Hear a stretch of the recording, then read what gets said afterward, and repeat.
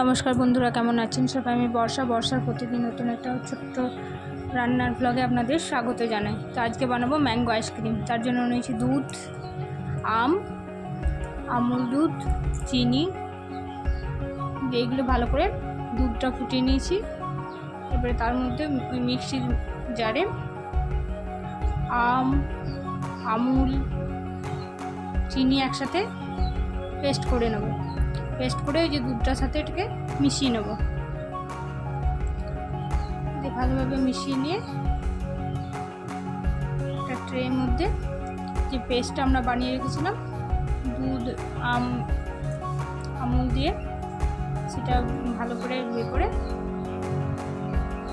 মধ্যে আমের ছোট্ট ছোট্ট টুকরো ছিল কতগুলো দিয়ে দিলাম। দিয়ে 3 থেকে 4 ঘন্টার জন্য ডিপ ফ্রিজে রেখে দেবো।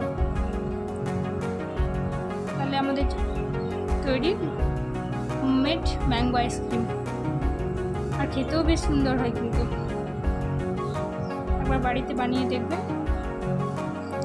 কেমন লাগলো রেসিপিটা কমেন্ট করে জানাবেন।